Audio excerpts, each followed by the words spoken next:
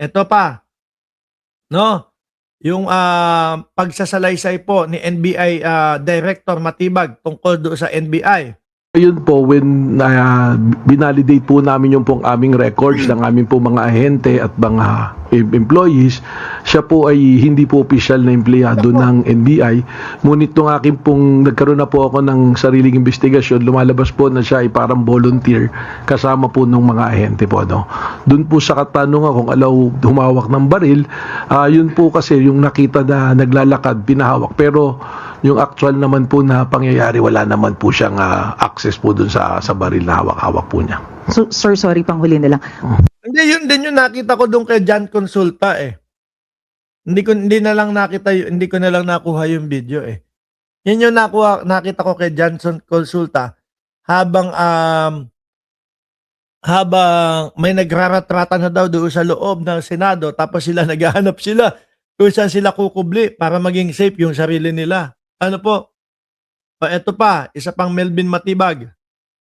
Ang usa ang nagbabantay dyan, may po kaming ahenteng dineploy sa Senado at imposible din naman po na may makapasok doon dahil nakalockdown nga po yan. Ang usa ang nagbabantay dyan, may new guards, may security, at sa pagkakaalam po may mga pumasok pa pong marine. So, hindi naman po yata kapani-paniwala na makakapasok doon yung mga NBI agent. At pangalawa po, kami po nandito mula pa po nung umaga. Meron po kami planning, buong araw po kami nandito. Sa GSIS, meron po. Biruin mo, no? Kung gagamitin mo yung mga kaganapan na may pagbabarel na nangyari doon sa loob ng Senado para lang ma-distract yung NBI kasi nagpaplano. Paano ba gagawin natin pag kuha kay Bato de la Rosa? No? Paano ba yung biruin mo? Grabe yung mga tao. Yung mga kawawa, mga pobre na mga kapamilya ng mga nabiktima di umano ng mga pinagbabawal laban kontra sa ipinagbabawal na gamot. Yun yung mga kinakawawa ho nila. Sabi ni Jopax, 1972, pakana ng mga DDS senators para makatakas yung Bato. No? Baka pinayagan na tumakas, alam ng lahat tatakas si Bato kinabukasan. Ako ho, talaga, iniisip ko dyan, inuto nila si Bato de la Rosa. No? Inuto. Boto ka dito,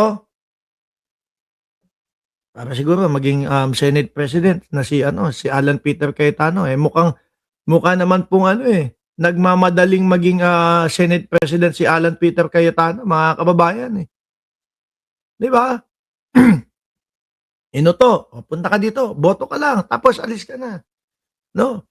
Labas ka na agad ng Senado, kaya lang hindi 'yun yung inaasahan nila na pagdating nandoon yung kampo ni Trillanes at yung kampo po nitong NBI sa pangunguna po ni Melvin Matibag.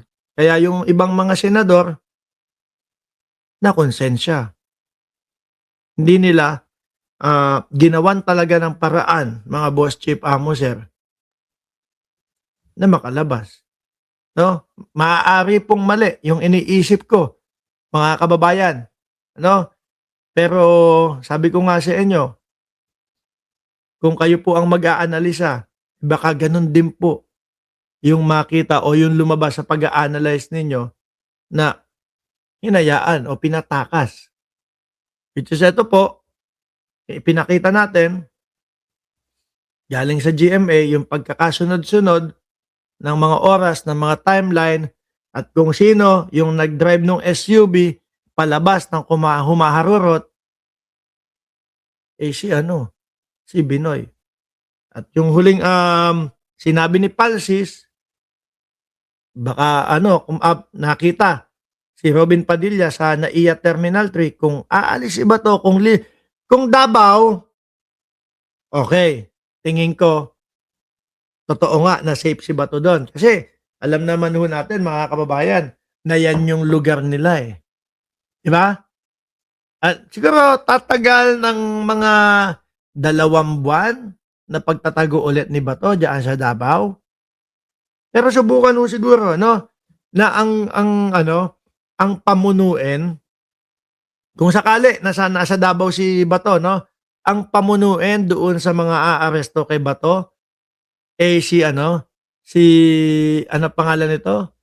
Si General Torre. Nako, baka huli agad 'yan. Sabi ni Leo Kalubiran Marsan, tangina Mark naman.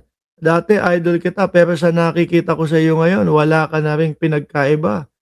Mga bobo na didilis, puro ka na rin fake news. Bakit hirap ka naman sa buhay? Wait, gagi, kakabili ko lang ng Tesla. Yung Tesla ko hindi hindi yung Model 3. Yung Tesla ko Model Y, yung SUV. Tapos meron pa akong Jeep Rubicon. Tapos meron akong gumaganang negosyo. Oh, anong fake news? Yan galing kay galing dito kay Palsis doon sa DZMM na nakita yung kasama ni Bato de la Rosa na lumabas na si Robin Padilla nandoon sa NAIA Terminal 3. O, ano ay isipin nyo? Yan lang o yan. Kung sa Davao, siguro abot ng 1-2 buwan.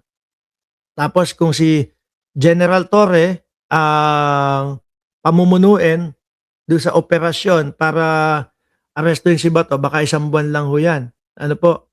Ngayon naman, kung lalabas ng bansa si Bato de la Rosa, mas mapapadali ho ang buhay, mga bossing, ni Bato de la Rosa pag lumabas siya ng bansa. Bakit? Hindi na ho nila control yun, mga kababayan. Kumbaga, sa ibang bansa po, huyo na sila. Sa Pilipinas, mga senador, malalaking tao, paglabas ng ibang bansa, medyo hindi na huyo na yan, mga bossing, sa mga otoridad. No? O basa muna tayo, mabilisan ng mga comment ninyo. Nandiyan, yung mga DDS, babasahin ko yung mga bash nyo. Ilatag nyo lang dyan, okay lang, no? Sabi ni Joshua Estrada, paano kung may binayaran si Sara na tumira sa KY? Na tumira kay Bato, paglabas niya, at ito'y namatay, sino na naman ang pagbibintangan? Sigurado, Boss Mark, si PBBM. Ang pagbibintangan ng mga DDS. Kahit imbestigahan si Cayetano. Kaya imbestigahan si Cayetano. Sabi yan ni Joshua Estrada. Sabi ni, asan ba yan? Si Leo sabi mo, bulilyaso pagtakas ni Bato, naharang sa airport. Balikan mo yung binasa mo. Kung nakakaintindi ka nung mga question marks, ay maintindihan mo kung ano yung ibig namin sabihin dyan. Ano? Sige, total naman sabi mo, hindi mo na ako idol, ay aalisin na lang kita ha, para hindi sino pa? Lumiit na ang mundo ng mga taong hari-harian sa Pilipinas, correct? Dahil mismong Diyos ay hindi nirespeto ng mga DDS, nagpapalakpakan pa pag binabastos ang Diyos. Sabi ni Chris Angel, kailangan na ulit ng bagong leadership sa Senate. Sabi ni Joel Q, hoy mga DD shit, patay gutom na walang patay gutom na BBM vlogger na sumusuporta kay Pangulong Bongbong Marcos.